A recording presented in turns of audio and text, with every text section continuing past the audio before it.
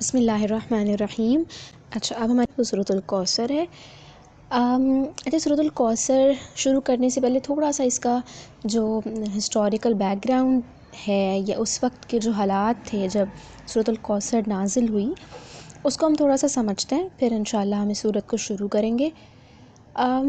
یہ وہ وقت تھا جب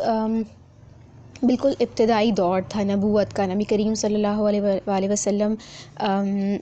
دعوت کے ابتدائی مرحلے میں تھے، اور جب ہم سب کو یہ اندازہ ہے کہ مکہ میں ان مسلمانوں کی تعداد بہت کم تھی اور ظلم اور ستم کے جو یعنی اس کا نشانہ مسلمان بن رہے تھے، تو شروع کا دور تھا اور شدید مشکلات سے وہ لوگ گزر رہے تھے۔ پوری قوم مسلمانوں کے ساتھ دشمنی پر تلی ہوئی تھی اور مخالفت کا ایک طوفان ہمیں نظر آتا ہے اس وقت میں، اور بظاہر ایسا نظر آتا تھا کہ نبی کریم صلی اللہ علیہ وسلم اور ان کے جو چند ساتھی تھے ان کی کامیابی کے کوئی آثار نظر نہیں آتے تھے۔ اس وقت میں ہم یہ دیکھتے ہیں کہ اللہ تعالیٰ نے نبی کریم صلی اللہ علیہ وسلم کو تسلی دینے کے لیے اور آپ کی ہمت بندھانے کے لیے مختلف آیات نازل کی تھیں، جیسے ہم سورۃ الضحیٰ میں دیکھتے ہیں کہ اللہ تعالیٰ فرماتے ہیں کہ وَلَلْآخِرَةُ خَيْرٌ لَكَ مِنَ الْأُولَىٰ وَلَسَوْفَ يُعْطِيكَ رَبُّكَ فَتَرْضَىٰ، کہ تمہارے لیے بعد کا جو دور ہے، یعنی جو ہر بات کا دور ہے وہ پہلے دور سے بہتر ہے، اور عنقریب تمہارا رب تمہیں وہ کچھ دے گا جس سے تم خوش ہو جاؤ گے۔ اس طرح کی جو آیات تھیں وہ ہمیں ملتی ہیں۔ اسی طرح سورہ الم نشرح کے اندر اللہ تعالیٰ نے فرمایا کہ وَرَفَعْنَا لَكَ ذِكْرَكَ، کہ ہم نے تمہارا آوازہ بلند کیا۔ اور اسی طرح اسی صورت میں اللہ تعالیٰ آگے فرماتے ہیں کہ فَإِنَّ مَعَ الْعُسْرِ يُسْرًا، إِنَّ مَعَ الْعُسْرِ يُسْرًا، کہ تنگی کے ساتھ آسانی بھی ہے، اور یقیناً تنگی کے ساتھ آسانی بھی ہے۔ تو یعنی اللہ تعالیٰ بار بار نبی کریم صلی اللہ علیہ وسلم کو تسلی دیتے ہیں، انہیں ان کا حوصلہ بڑھاتے ہیں اور یہ سمجھاتے ہیں کہ عنقریب ایسا وقت آئے گا کہ جب یہ مصائب اور مشکلات کا جو وقت ہے، یہ جو دور ہے، یہ ختم ہو جائے گا اور کامیابیوں کا دور آئے گا۔ تو یہ اس وقت یہ سوچنا اور یہ ویژن رکھنا اور یہ امید رکھنا کہ کیا واقعی ایک وقت ایسا آئے گا کہ یہ جو چند مٹھی بھر مسلمان ہیں جو ہر جگہ ظلم و ستم کا نشانہ بن رہے ہیں اور جنہیں ہر جگہ سے دھتکارا جا رہا ہے، کیا واقعی ایک وقت ایسا آئے گا کہ جب انہیں کامیابی ملے گی، اور کیا واقعی فتوحات ان کے حصے میں آئیں گی؟ تو اس وقت یہ امید رکھنا ایک بڑی بات تھی، اور لیکن اللہ تعالیٰ بار بار اپنے نبی کریم صلی اللہ علیہ وسلم کو یہ تسلی دیتے ہیں اور ان کی ہمت بندھا رہے ہوتے ہیں۔ تو انہی حالات میں سورۃ الکوثر بھی ہمیں نظر آتا ہے کہ سورۃ الکوثر نازل ہوئی اور اللہ تعالیٰ حضور اکرم صلی اللہ علیہ وسلم کو تسلی دے رہے ہیں اس میں بھی کہ آپ کے جو مخالفین ہیں وہ عنقریب تباہ اور برباد ہو جائیں گے، اور ان کو یہ لگتا ہے، آپ کے مخالفین کو یہ لگتا ہے کہ آپ ایک بے یار و مددگار انسان ہیں، یا آپ کی جو نسل ہے وہ باقی نہیں رہے گی۔ جیسے مکہ کا جو سردار تھا عاص بن وائل، اس کے بارے میں یہ آتا ہے کہ جب اس کے سامنے نبی کریم صلی اللہ علیہ وآلہ وسلم کا ذکر کیا جاتا تو وہ کہتا تھا کہ انہیں تو چھوڑو، وہ تو ایک ابتر آدمی ہیں، یعنی جڑ کٹے آدمی ہیں، نعوذ باللہ، کہ ان کی تو کوئی اولاد نرینہ نہیں ہے، مر جائیں گے وہ تو کوئی ان کا نام لیوا بھی نہ ہوگا۔ تو ہمیں اسی صورت میں آخر میں ابتر کے لفظ کو ہم وہاں بھی ڈسکس کریں گے، لیکن یہ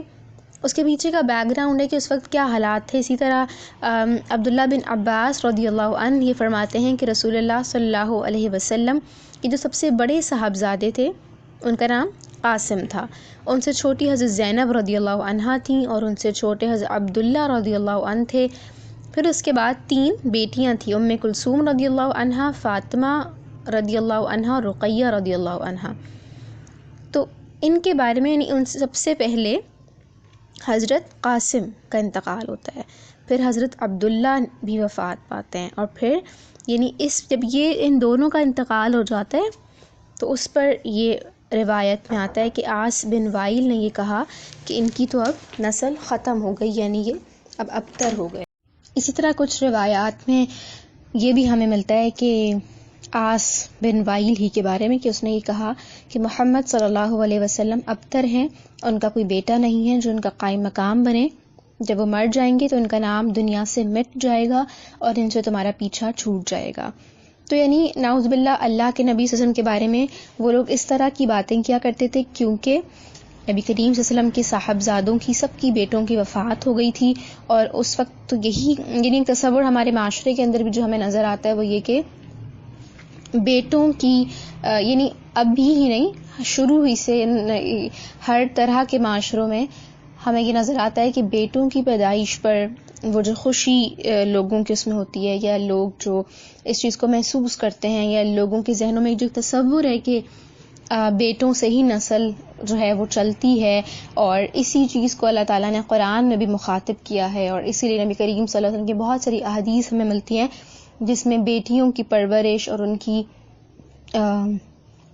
یعنی اس پہ خوشخبری سنائی گئی ہے کہ ان کی جو تربیت کرتا ہے اس کے حوالے سے۔ اسی طرح جو زمانہ جاہلیت کے اندر جو لوگ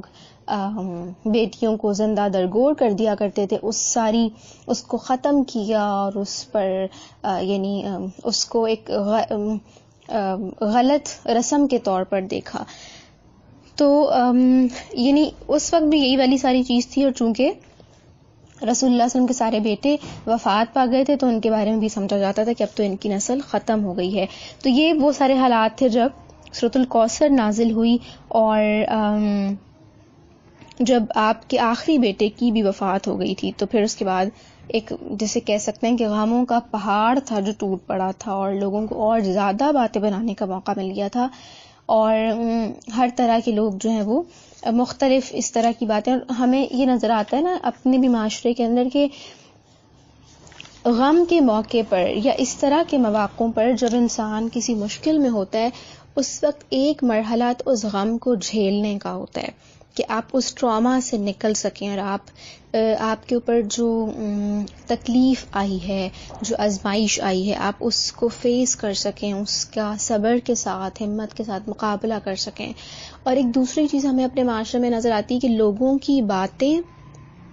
ان کو جھیلنا، ان پر صبر کرنا، یہ ایک بڑا کٹھن مرحلہ ہوتا ہے، اور اس کو ہمیں اپنے لیے بھی سمجھنا چاہیے کہ بہت سے مواقع ایسے ہوتے ہیں جب ہم دوسروں کی زندگیوں میں یعنی کسی کا کوئی مشکل وقت ہے، یا کوئی بھی ایسی چیز ہے، کوئی کمی ہے اس کی زندگی میں، کسی بھی طرح کی کوئی بات ہے، تو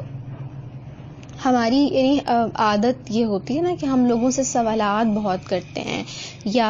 اپنے تجربات بہت بتاتے ہیں۔ ہمارے معاشرے میں نا اچھے سامع کی بہت کمی ہے، اچھے لسنرز کی بہت کمی ہے جو لوگوں کو سنیں صرف۔ یعنی جب ہمیں کوئی مسئلہ بتاتا ہے تو اس کا مطلب ضروری یہ نہیں ہوتا کہ ہم ہمیشہ ہی اس کو، یعنی وہ یہ نہیں چاہتا ہر وقت کہ ہم اسے فوراً سے حل دیں، بلکہ وہ بس وہ سنانا چاہتا ہے۔ تو بات تھوڑی سی دوسری طرف جا رہی ہے، لیکن یہاں اس کو کرنے کا مقصد بس یہ ہے کہ بہت دفعہ ہم بھی بہت سے لوگوں سے بہت زیادہ سوالات کر کے اور ان کی زندگیوں سے متعلق کریت کے باتیں پوچھ کر یا انہیں زبردستی مشورے دے کر ان کی بھی دلی تکلیف کا سبب بن رہے ہوتے ہیں، اور یعنی یا اپنی جو ہمارے پاس جو نعمتیں ہیں ان کا تذکرہ کر کے۔ تو اس سے ہمیں خود اپنے لیے اصول ضرور لینا چاہیے کہ ہم اس سے بچنے والے ہوں، اور ہم غیر ضروری طور پر کسی کا دل اس وجہ سے نہ دکھانے والے ہوں۔ اس کو شروع کرتے ہیں، بسم اللہ الرحمن الرحیم۔ انا اعطیناک الکوثر، پہلی آیت اس کی ہے کہ اے نبی صلی اللہ علیہ وسلم، بے شک ہم نے آپ کو کوثر عطا کیا۔ اب یہاں پر جو کوثر کا لفظ ہے اس کو سمجھیں گے اور پھر اس کے بعد آگے اس کو دیکھیں گے۔ کوثر کے بارے میں یہ آتا ہے کہ یہ مبالغہ ہے کوثر کا۔ اچھا، مبالغے کے بارے میں ہم نے پہلے بھی ڈسکس کیا تھا نا کہ جو سپرلیٹو ڈگری ہوتی ہے، جیسے ایک بیٹر ہے لیکن ایک بیسٹ ہے، یعنی انتہا کو پہنچا ہوا۔ کوئی خوبصورت ہے لیکن کسی کو آپ کہتے ہیں، آپ کو جو بہت خوبصورت لگتا ہے آپ کہتے ہیں یہ حسین لگ رہا ہے، تو یہ فلاں چیز یا فلاں منظر بہت ہی حسین ہے. اسی طرح یعنی جس چیز میں بہت مبالغہ ہو، بہت زیادہ انٹینسٹی ہو، تو اس کو کہتے ہیں. تو کثر کے جو معنی ہیں وہ دولت اور ثروت کے ہیں، آسودگی کے، خوشحالی کے. اسی طرح کوثر اس سے زیادہ ہے، سپرلیٹو ڈگری ہے، مبالغے کا ہے صیغہ، تو اس کے معنی ہیں کہ بہت زیادہ کثرت ہونا، بہت زیادہ برکت اور ثروت ہونا. تو یعنی بے انتہا کثرت ہونا، اور صرف کثرت ہی نہیں بلکہ خیر اور بھلائی اور نعمتوں کی کثرت، اور ایسی کثرت جس میں بہت فراوانی ہو، جو اپنی انتہا کو، حد کو پہنچی بھی ہو، بہت زیادہ، جس کے اندر جسے آپ کہہ سکتے ہیں کہ لمٹ لیس جو ہے وہ نعمتیں ہوں، اور صرف ایک بھلائی یا نعمت نہ ہو بلکہ بہت ساری بھلائیاں اور نعمتیں ہوں. اور اس کے علاوہ جو کوثر کا لفظ ہے اس میں ہمیں یعنی کچھ اور نعمتیں بھی ہیں اس سے متعلق جو اللہ تعالیٰ نبی کریم صلی اللہ علیہ وسلم کے لیے خاص انہوں نے دی تھی. ایک وہ حوض کوثر جو قیامت کے دن اللہ تعالیٰ رسول اللہ صلی اللہ علیہ وسلم کو میدان حشر میں دیں گے، اور دوسرا نہر ہے جس کا نام کوثر ہے جو جنت میں آپ کو عطا کی جائے گی. تو یہ کوثر سے متعلق چیزیں ہیں. اور پھر وہ جو حوض کوثر ہے اس سے متعلق اور بہت ساری چیزیں ہمیں ملتی ہیں، لیکن یہاں پر دینی اللہ تعالیٰ ایک طرح سے بیان کر رہے ہیں کہ جب اتنے کٹھن حالات ہیں اور سب کو یہ لگتا ہے کہ نبی کریم صلی اللہ علیہ وسلم نعوذ باللہ ان کی نسل کٹ گئی ہے اور ان کا اب کچھ نہیں رہا اور اولاد نرینہ نہیں ہے، تو کون ان کی بات سنے گا اور کون ان کا نام لیوا ہوگا. تو اللہ تعالیٰ انہیں تسلی دے رہے ہیں کہ ہم نے تو تمہیں کوثر عطا کی ہے. اور یعنی انہیں یہ لگتا ہے مشرکین اور کفار کو کہ تم برباد ہو گئے ہو، لیکن جو نعمتیں تمہیں دی ہیں وہ ان سب سے بہت زیادہ ہیں. اور کوثر سے متعلق یہ بھی کہا جاتا ہے کہ یہ جنت کی نہر ہے، یہ بھی کہا جاتا ہے کہ یہ نبوت ہے، یہ بھی کہا گیا کہ یہ قرآن اس سے مراد ہے یا اسلام اس سے مراد ہے، یہ بھی کہا گیا کہ صحابہ کرام کی جو جماعت تھی وہ اس سے مراد ہے، یا مقام محمود جو رسول اللہ صلی اللہ علیہ وسلم کو عطا کیا جائے گا وہ مراد ہے، یا بہت زیادہ جو خیر عطا کی گئی ہے وہ اس سے مراد ہے، اور آپ کا جو نام دنیا کے گوشے گوشے میں بلند ہو رہا ہے اس سے یہ مراد ہے. یعنی یہ سب خیر کثیر ہیں، یہ سب نعمتوں کی کثرت ہے جو اللہ تعالیٰ نے نبی کریم صلی اللہ علیہ وسلم کو عطا کی ہے. اچھا، پھر اس کے بعد یعنی کوثر جو حوض کوثر ہے اس سے متعلق یہ بات بھی آتی ہے کہ یعنی اس کی جو خصوصیات ہیں اس میں روایات میں آتا ہے کہ وہ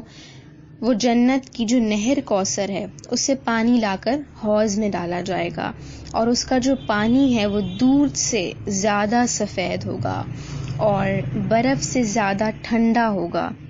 اور شہد سے زیادہ میٹھا ہوگا. اس کی جو تہ ہے اس کی مٹی میں مشک سے زیادہ خوشبودار ہوگی وہ، اور اس پر اتنے زیادہ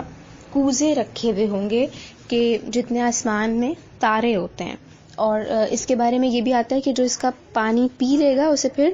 کبھی بھی دوبارہ پیاس نہیں لگے گی، اور جو اس کے پانی پینے سے محروم رہ جائے گا وہ کبھی سیراب نہیں ہوگا. تو یہ اس کے بارے میں مختلف اس کے اوصاف ہیں کہ وہ کتنی ٹھنڈی اور کتنی میٹھی اور کس قدر سفید ہوگی. اور یہ جو حوض ہے قیامت کے روز آپ صلی اللہ علیہ وسلم کو عطا ہوگا، اور آپ کی جو امت ہے وہ نبی کریم صلی اللہ علیہ وسلم کے پاس اس پر حاضر ہوگی اور اس سے سیراب ہوگی. اور یہ بھی ملتا ہے کہ آپ اس پر سب سے پہلے پہنچے ہوئے ہوں گے اور اس کے وسط میں بیچ میں تشریف رکھیں گے. اور یہ بھی ایک روایت میں آتا ہے، مسلم کی حدیث ہے کہ وہ ایک حوض ہے جس پر میری امت قیامت کے روز وارد ہوگی. اسی طرح ہمیں ایک اور روایت میں یہ ملتا ہے کہ رسول اللہ صلی اللہ علیہ وسلم نے اپنے دور کے بعد قیامت تک آنے والے مسلمانوں کو بھی یہ خبردار کیا ہے کہ ان میں سے جو بھی میرے طریقے سے ہٹ کر چلیں گے اور اس میں رد و بدل کریں گے انہیں اس حوض سے ہٹا دیا جائے گا. تو میں کہوں گا کہ اے رب یہ تو میرے ہیں، میری امت کے لوگ ہیں. تو جواب ملے گا کہ آپ کو نہیں معلوم کہ انہوں نے آپ کے بعد کیا کیا تغیرات یعنی تبدیلیاں کی، اور الٹے ہی پھرتے چلے گئے، پھر میں بھی ان کو دفع کروں گا اور حوض پر نہ آنے دوں گا۔ اللہ تعالیٰ ہمیں ان لوگوں میں شامل نہ کریں کہ جنہوں نے نبی کریم صلی اللہ علیہ وسلم کی سنتوں کو اور ان کے طریقے کو بدل دیا ہوگا، یا جنہوں نے اپنی زندگی میں اپنی مرضی کی ہوگی۔ اسی طرح ہمیں ایک اور روایت ملتی ہے مسند احمد اور بخاری کی کہ معراج کا موقع تھا اور رسول اللہ صلی اللہ علیہ وسلم کو جنت کی سیر کرائی گئی۔ اس موقع پر آپ نے ایک نہر دیکھی جس کے جو کنارے تھے وہ اندر سے ترشے ہوئے تھے اور موتیوں یا ہیروں کے اس میں بنے ہوئے تھے، اور اس کی جو تہ کی مٹی تھی وہ مشک کی تھی، اور رسول اللہ صلی اللہ علیہ وسلم نے جبریل علیہ السلام سے یا اس فرشتے سے جس نے آپ کو سیر کرائی پوچھا کہ یہ کیا ہے، تو اس نے جواب دیا کہ یہ نہر کوثر ہے جو آپ کو اللہ تعالیٰ نے عطا کی ہے۔ اور اسی طرح ایک اور روایت یہاں پر ہے کہ اسامہ بن زید کی روایت ہے کہ رسول اللہ صلی اللہ علیہ وسلم ایک مرتبہ حضرت حمزہ کے ہاں تشریف لے گئے تو وہ گھر پہ نہ تھے، تو ان کی جو بیوی تھی انہوں نے رسول اللہ کی تواضع کی اور گفتگو کے دوران یہ پوچھا کہ میرے شوہر نے مجھے بتایا ہے کہ آپ کو جنت میں ایک نہر عطا کی گئی ہے جس کا نام کوثر ہے، تو آپ نے فرمایا کہ ہاں، اس کی زمین یاقوت اور مرجان اور زبرجد اور موتیوں کی ہے۔ یعنی اس کو اگر ہم تصور کریں تو ہمیں سمجھ آتی ہے کہ وہ کس قدر خوبصورت ہوگی اور اس کے اندر کتنی زیادہ نعمتیں ہوں گی، اور اس کی کیا کیفیت ہوگی کہ وہ یعنی اس کی مٹی اور اس کی خوشبو اور اس کے جو اس پہ جو موتی ہیں، یعنی یہ سب چیزیں بہت زیادہ ہمیں ابھی جسے آپ کہہ سکتے ہیں کہ فیسینیٹ کر رہی ہوتی ہیں، اور ہمیں یہ لگتا ہے کہ یہ جیسے آپ فیری ٹیلز ہوتی ہیں اور آپ کو چیزیں جو آپ صرف تصور میں دیکھتے ہیں اور اس کو محسوس کرتے ہیں، لیکن یہ سب چیزیں ہمارے تصور سے کہیں زیادہ خوبصورت ہوں گی اور کہیں زیادہ جسے کہتے ہیں کہ ان کی جو جتنا وہ فیسینیٹ کر رہی ہوں گی لوگوں کو، وہ جتنا ہم سوچتے ہیں اس سے کہیں زیادہ ہوگی۔ اور اسی لیے ہمیں اللہ تعالیٰ سے یہ دعا کرنی چاہیے کہ اللہ تعالیٰ ہمیں وہاں یعنی وہ عطا کرے، ہمیں یہ سعادت دے کہ ہم رسول اللہ صلی اللہ علیہ وسلم سے اس حوض پر ملیں اور وہاں کے پانی سے سیراب ہوں۔ تو یہ حوض کوثر سے متعلق مختلف جو ہیں وہ اس کی خصوصیات ہیں، اور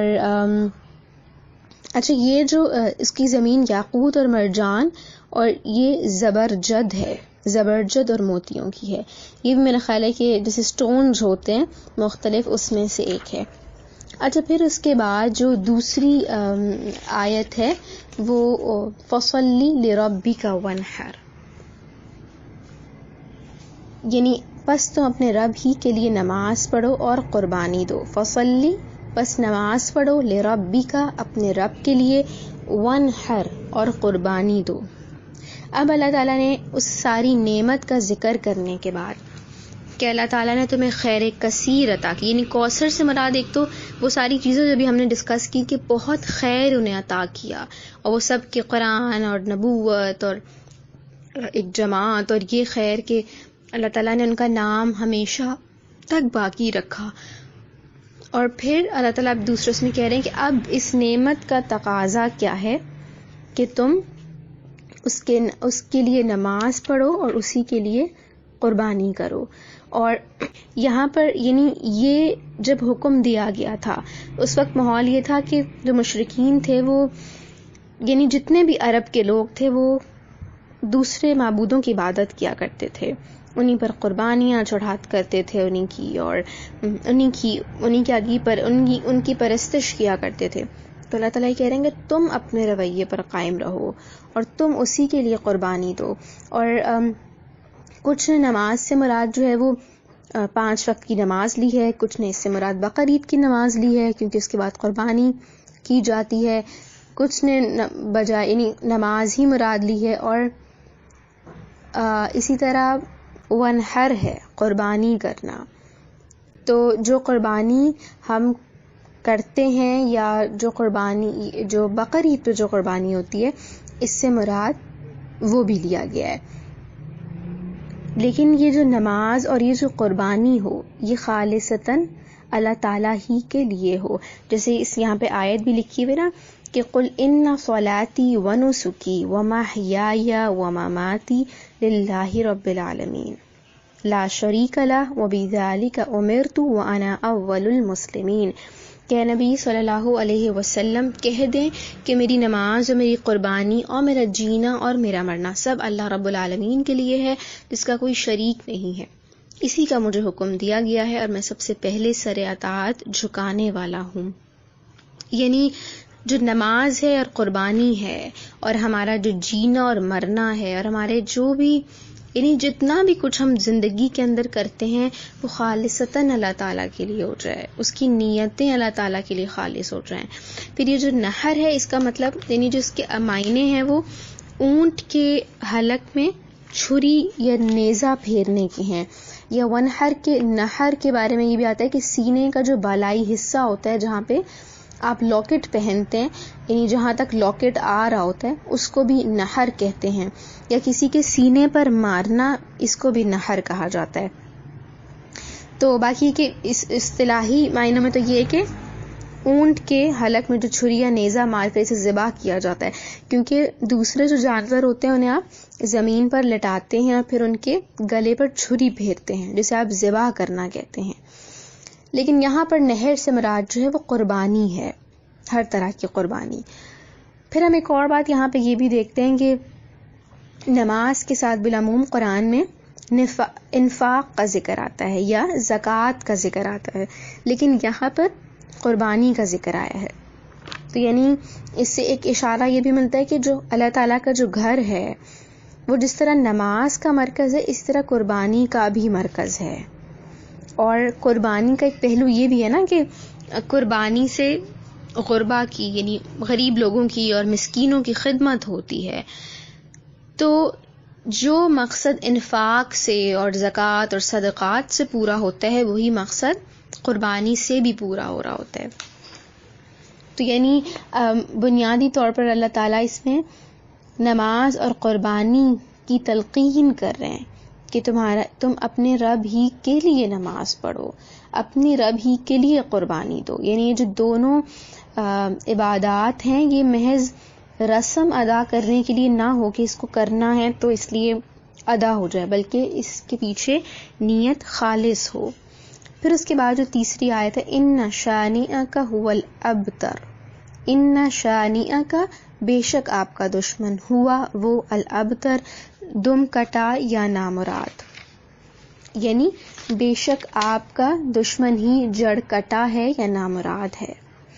اب یہاں پہ جو لفظ شانی کا ہے یہ شانی سے یا شأن سے ہے کہ جس کا مطلب یہ کہ ایسا بغض یا ایسی عداوت، ایسی دشمنی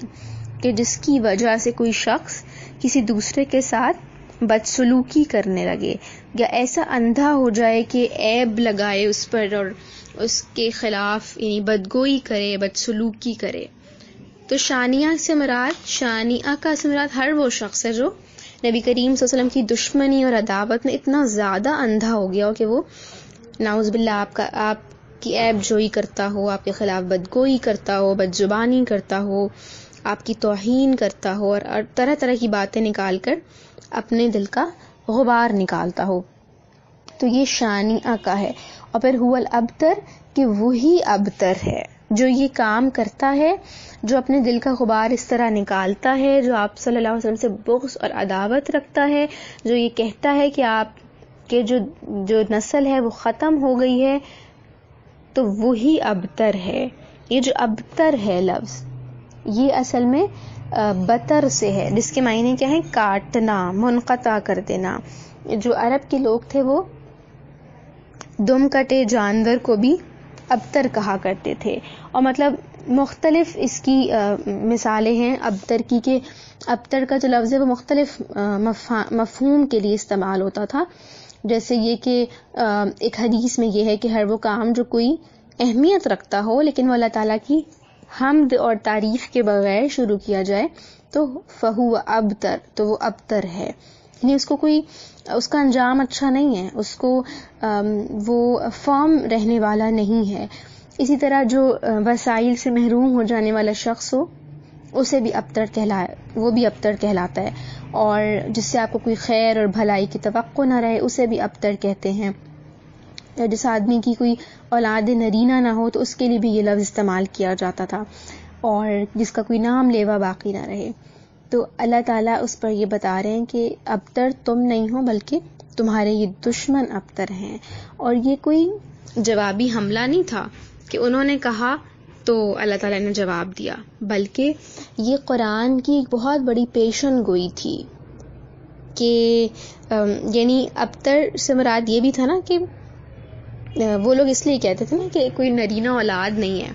اور اس لیے کوئی نسل آگے نہیں چلے گی یا اس کا کوئی نام لینا نہیں ہوگا. تو یہ ایک بڑی پیشن گوئی تھی اللہ تعالیٰ کی طرف سے کہ لوگ تو رسول اللہ صلی اللہ علیہ وسلم کو ابتر سمجھ رہے ہیں، اور کوئی یہ تصور بھی نہیں کر سکتا تھا اس وقت کہ کیسے یہ بڑے بڑے سردار ابتر ہو جائیں گے. مطلب جو اس وقت جنہیں سب لوگ جانتے تھے، اور پورے عرب میں جو لوگ بہت نامور تھے، کامیاب تھے، اور جن کی یعنی مال اور دولت اور اولاد کی نعمتیں رکھتے تھے، بہت زیادہ تعلقات تھے، وسائل بہت زیادہ تھے، لیکن ہم نے دیکھا کہ چند سال ہی گزرے تھے کہ حالات بالکل ڈیفرنٹ ہو گئے. اور کچھ ہی سالوں بعد جب آپ صلی اللہ علیہ وسلم نے مکہ پر چڑھائی کی تو ہمیں نظر آتا ہے کہ قریش کا کوئی بھی حامی اور مددگار نہیں تھا، اور بے بسی کی حالت میں انہوں نے ہتھیار ڈالے تھے. اور پھر 1 سال کے اندر ہم نے دیکھا کہ پورا ملک جو عرب کا تھا وہ رسول اللہ صلی اللہ علیہ وسلم کے ہاتھ میں تھا، اور لوگ